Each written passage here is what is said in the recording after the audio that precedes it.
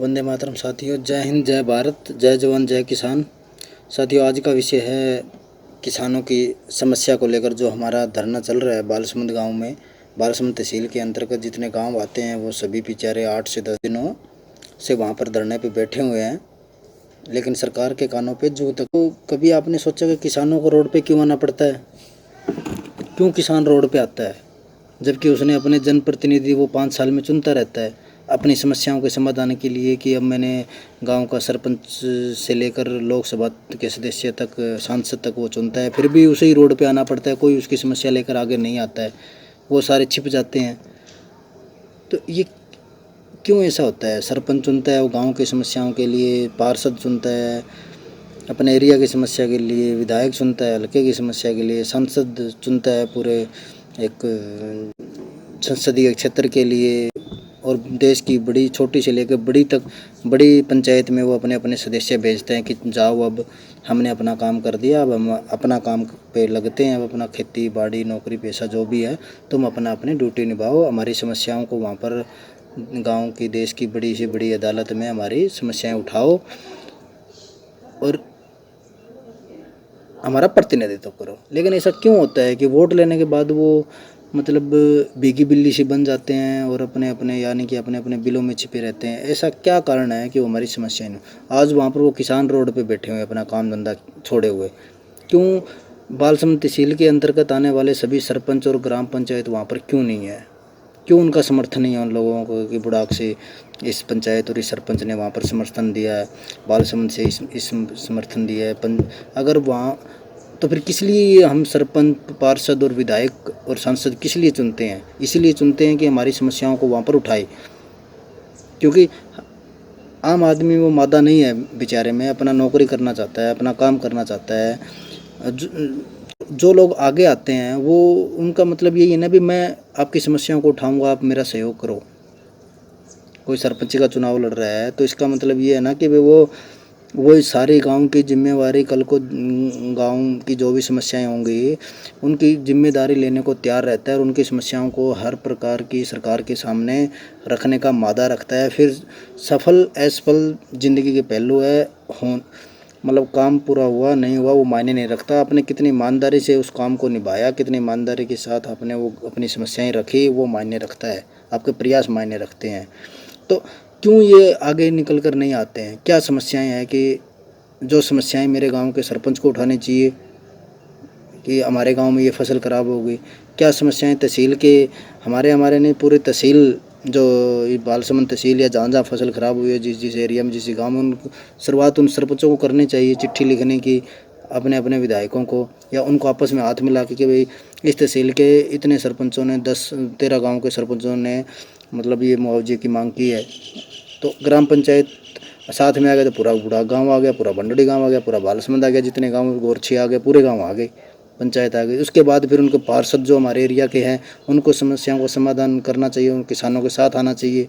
किसानों को तो वहाँ बैठने की नौबत ही नहीं आनी चाहिए, वो अपना बेचारे काम करे। कोई मजदूरी कर रहा है, कोई खेतों में अब कटाई का समय आ गया वो करेगा या वो धरने पे बैठेगा? आपको किस लिए हमने चुना है? उन विधायकों को सुनना चाहिए।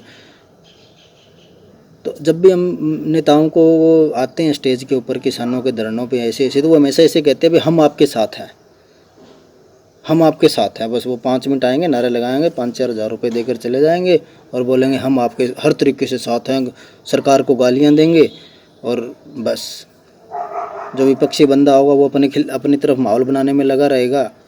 क्योंकि किसान आंदोलन तो बेचारे माहौल तैयार कर देते हैं विपक्षियों के लिए। जब कांग्रेस होती है तो बीजेपी के लिए एक माहौल तैयार कर देते हैं, सरकार कांग्रेस का विरोध कर करके। जब बीजेपी की सरकार होती है तब बीजेपी की सरकार का विरोध कर करके कांग्रेस के लिए माहौल तैयार कर देते हैं। बेचारे वो यही करते हैं, एक बार कांग्रेस मजा ले लेती है 5 साल, एक बार बीजेपी ले लेती है, पिसता रहता है किसान ही। तो ये समस्याएं कहाँ पर है? तो छोटे स्तर पर बात करूँ मैं, ग्राम पंचायत के स्तर पर साथियों, इसका एक सबसे बड़ा कारण ये जो जातिगत समीकरण और पैसे की राजनीति तो नहीं है कि सरपंच बनते समय है या पार्षद, तो चलो उसमें तो इतना खर्चा नहीं लगता है, या फिर भी जातीय समीकरण तो वहाँ पर भी वो लोग घुमाने में माहिर है।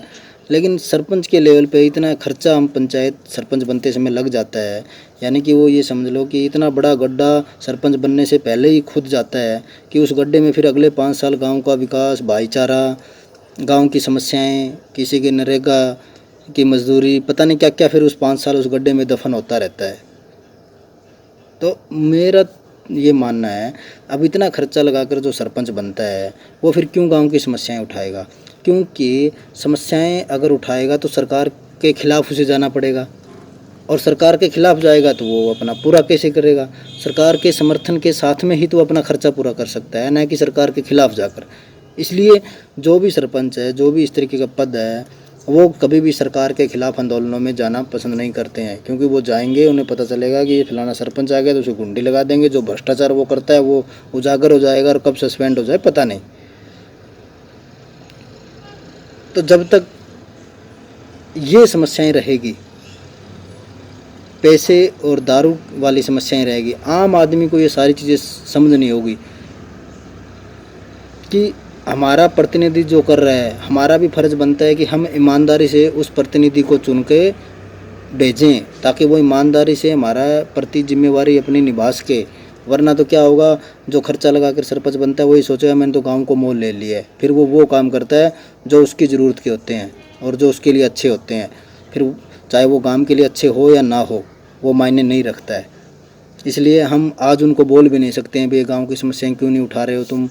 ये गांव में समस्याएं तो चलती रहती है, कभी पानी की, कभी मुआवजे की, ये हर गांव की कहानी है। जहाँ जहाँ ख़राब होते हैं तो वो, जैसे कल धरने पे भी कितने ग्राम पंचायत आई हुई थी वहाँ पर समर्थन लेकर किसानों का, शायद एक भी नहीं, किसी सरपंच ने शायद हिम्मत नहीं की होगी वहाँ धरने पे आने की। तो यही समस्याएं हैं कि इतना खर्चा लगाकर हम जो ग्राम पंचायत चुनते हैं तो वो फिर अपना खर्चा पूरा करने में ही उसे सरकार की गोद में बैठकर खर्चा पूरा करना पड़ता है। अदरवाइज़ फिर अगर उनके खिलाफ चलेगा तो पूरे कैसे करेगा? और ये मानना है कि आइए मिलकर एक स्वच्छ और एक अच्छा ग्राम पंचायत हम चुनें, और इन खर्चे की राजनीति से धीरे धीरे करके जागरूक बने और इसको धीरे धीरे करके गांव से निकालें, और ईमानदार जो आदमी हैं उनको हम एकजुट करें, उनको एक प्लेटफॉर्म पर लेके आएं, ताकि उनका हक ना मरे बेईमान लोगों के चक्कर में। और गांव के लिए एक अच्छा प्रतिनिधि, जनप्रतिनिधि चुने जो गांव को रिप्रेजेंट कर सके, जो गांव की समस्याओं को अधिकारियों के सामने ईमानदारी से उन समस्याओं का समाधान के लिए प्रयास कर सके। फेल होना, पास होना हाथ में नहीं है, समस्या का समाधान होना ना, एक अच्छा प्रयास ईमानदारी से वो सबको दिखना चाहिए। आप प्रयास किए हैं ग्राम पंचायत ने मुआवजा दिलाने के लिए, गांव की पानी की समस्या के लिए, या जो किसानों की समस्या है उन सब के लिए प्रयास ज़रूरी है। लेकिन अब तो हम प्रयास ही नहीं देख पा रहे हैं कि किस गांव की पंचायत ने इन मुआवजे के लिए क्या प्रयास किए है। कोई वहाँ जाता ही नहीं है धरना पे। तो क्योंकि अगर आम आदमी आगे नहीं आ सकता है, वो बेचारा रोड पे नहीं बैठ सकता है, अगर वो इतनी हिम्मत करता तो वो भी सरपंच का चुनाव ना लड़ ले। आम आदमी बेचारा वो इसीलिए हिम्मत नहीं कर पाता है कि यार देखो हमारे पास तो समय नहीं है गांव की समस्याओं को उठाने का, इतना बिना घूमने फिरने का, ना इतना पैसा है। तो जो ये जो ये राजनीति में ये पद लेने को आतुर रहते हैं, उनकी जिम्मेवारी बन जाती है कि वो इस सरपंच में खड़े होने का मतलब तो यही है कि वो सारी समस्याएं लेने को तैयार है गांव की। जो गांव का प्रतिनिधित्व करेगा हर एक क्षेत्र में, चाहे कोई भी समस्या हो वो अधिकारी के पास जाएगा, गांव को इकट्ठा करेगा, गांव को लेकर जाएगा, या गांव के पास समय नहीं तो पंचायत को लेकर जाएगा। तो यही तो सारी चीज़ें हैं। लेकिन वो जिम्मेवारी इसीलिए नहीं निभा पाते हैं कि वो खर्चे का समीकरण बिठा देते हैं। तो यही एक मोटा कारण है कि जो गड्ढा वो खोदता है, या मैं तो कहता हूँ कि हम भी गांव वाले भी जिम्मेवार हैं, मिलकर हम एक गड्ढा खुदवाते हैं, वो पूरा 5 साल सरकार के साथ मिलकर ही उसे भरवाता है। इसलिए सरकार के खिलाफ वो एक भी आवाज़ नहीं उठा पाता है। तो ये एक बहुत बड़ी कारण है। हमें जागरूक बनना होगा, जागना होगा, वरना हम ऐसे ही लूटते रहेंगे। हम किसान हैं तो किसान बन के रहे, जाति पातियों में मत बंटे, वरना फिर हमारा कोई जातियों में बांट कर हमारा उल्लू सीधा कर जाता है, 5 साल मौज करता है, राम रूमी को तरस जाते हैं। हमारी समस्याएं तो बहुत दूर की बात है कि कोई सुलझाएगा या हमारी समस्याएं उठाएगा आगे, ठीक है। तो हमें इज्जत मिल जाए वही बड़ी बात है। तो ये एक बहुत बड़ी समस्या है। आइए मिलकर हम धीरे धीरे एक शुरुआत करते हैं, अच्छी शुरुआत, और इस समस्या से गांव को निजात दिलाते हैं, गांव को निजात दिलाते हैं, ताकि हमारी एक अच्छा जनप्रतिनिधि हमारे बीच आए और हमारी समस्याओं को आगे उठा। वंदे मातरम, जय हिंद। किसी भी भाई को, किसी भी साथी को मेरे विचारों से अगर शब्दों से कोई कष्ट पहुंचा है तो उसके लिए हाथ जोड़कर विनती है, लेकिन ये एक सच्चाई है, कड़वी सच्चाई है। वंदे मातरम, जय हिंद, जय जवान जय किसान।